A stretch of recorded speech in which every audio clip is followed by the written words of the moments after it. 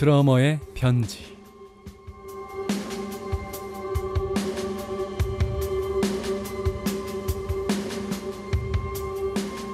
드러머를 주인공으로 음악을 선곡하고 그들의 이야기를 들려주는 코너 드러머의 편지. 매주 일요일에 함께 하실 수가 있습니다. 자, 오늘의 주인공 드러머 양태석 님입니다. 반갑습니다. 안녕하세요. 네. 주단 같은 프로그램의 주옥 같은 게스트 양태석입니다. 앞으로 그냥 계속 그 멘트 해주시면 안 됩니까? 괜찮네요. 지난주에 일회성으로 하신 거라고 했는데. 네, 한 번 하면 잊혀질까봐 네. 한 번 더 했습니다. 그러면서 좋다. 산울림의 주단, 네. 내 마음의 주단을 깔고 한 번 더 들어주시고요. 아, 좋습니다. 네네. 너무 진지하게 얘기했구나 내가. 진짜 표정이. 진짜 진 아티스트예요.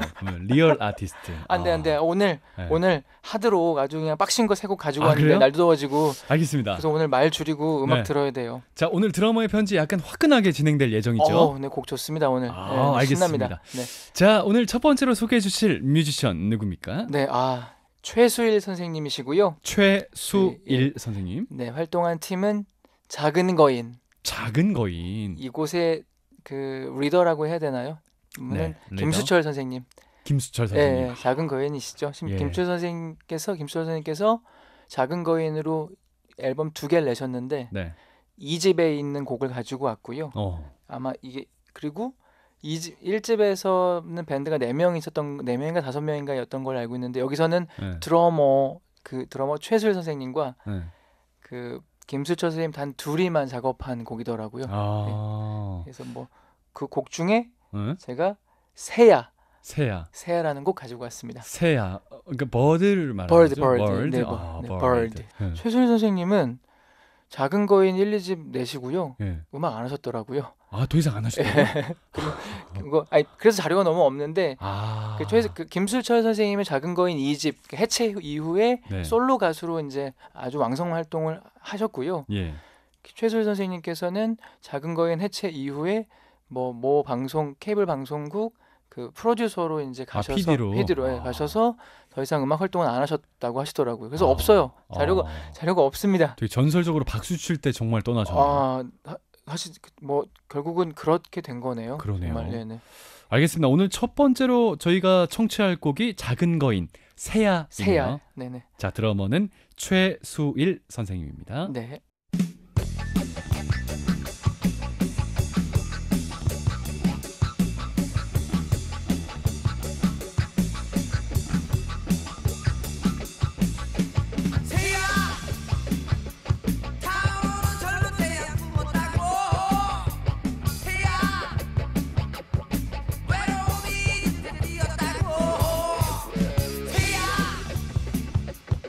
조용히 촛불을 켜자고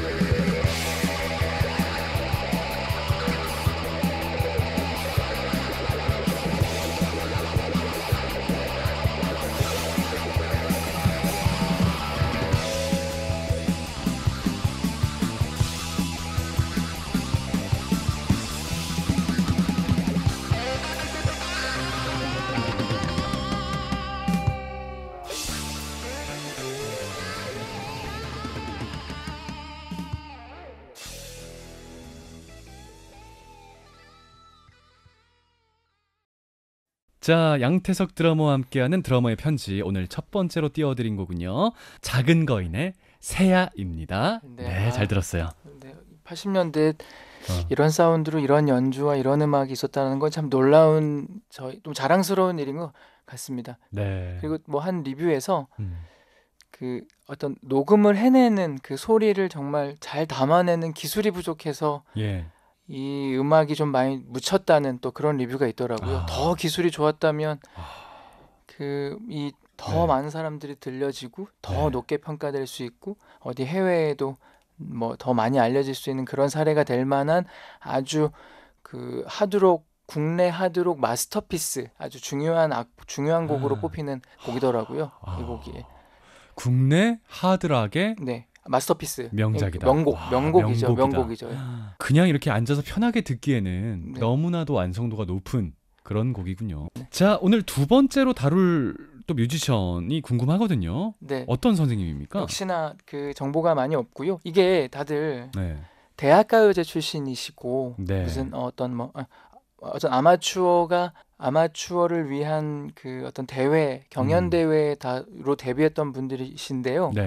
그리고 더 학교가 다 뭐 S대 뭐 다 막 그래요.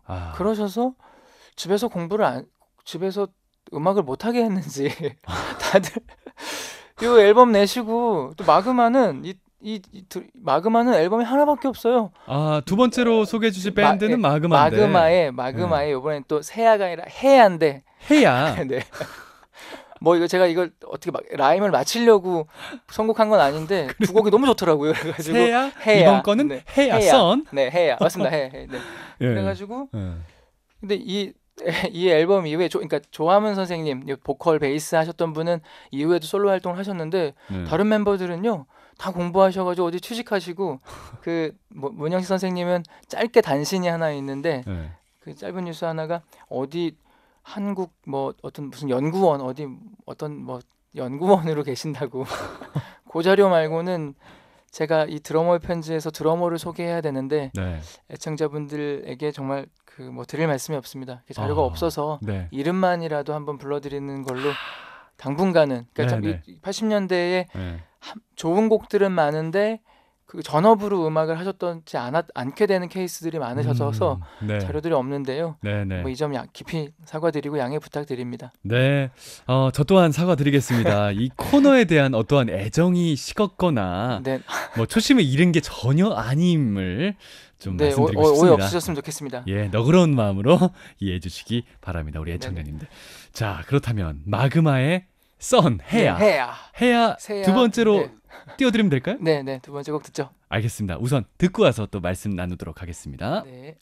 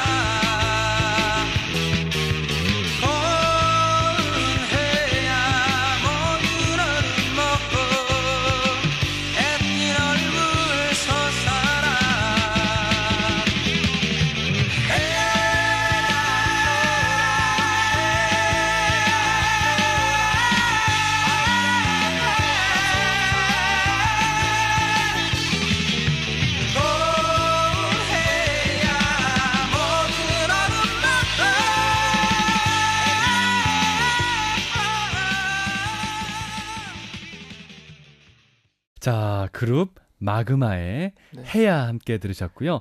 문영식 드러머고요. 네네. 보컬은 어떤 선생님입니까? 조하문 저는 이름만 익히 알고 있는 분이신데요. 네. 잘생기셨어요. 잘생기셨다.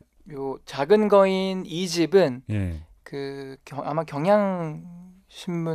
경향신문에서 예?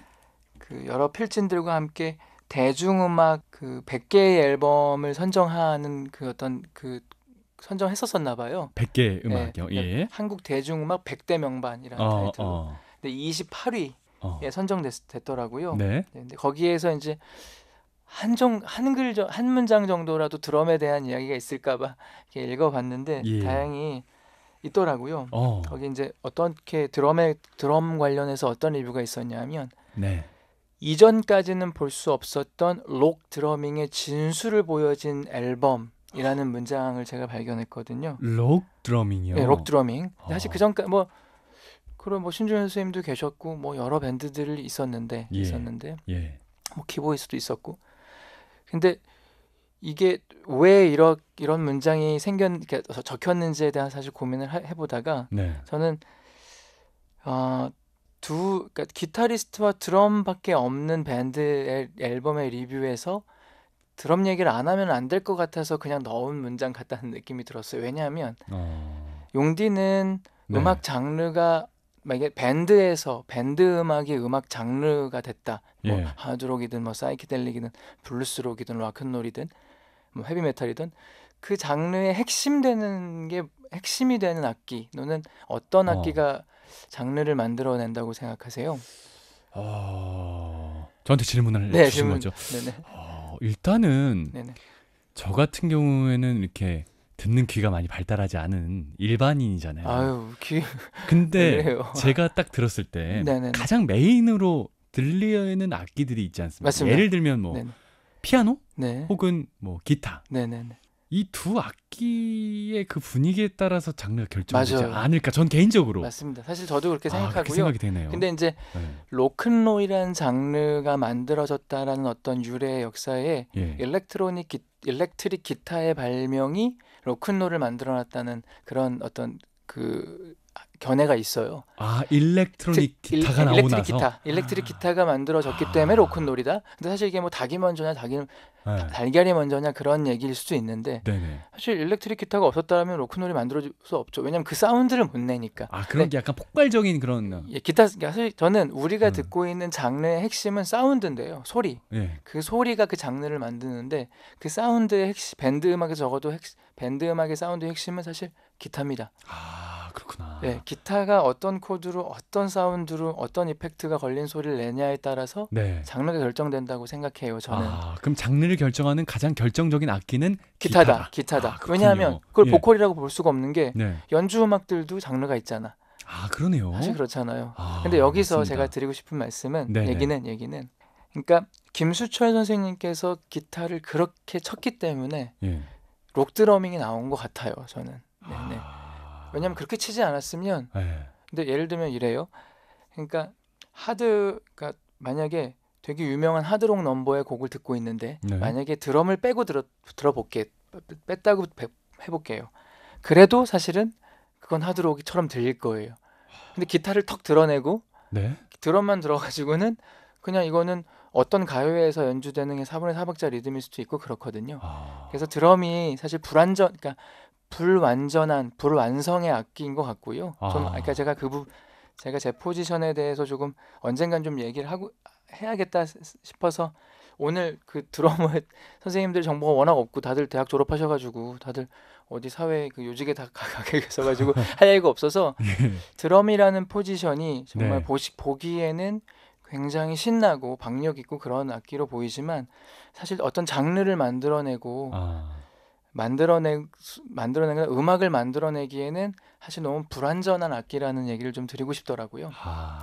그러니까 예를 들면 하드록 장르 기타가 막 연주되고 있는데 거기서 연주했던 리듬을 가요에서 연주한다고 해서 그 음악이 하드록이 되는 게 아니란 말이에요. 그런데 기타가 어떤 특정 가요에서 기타가 하드록으로 연주를 하면 그 가요는 하드록이 돼요.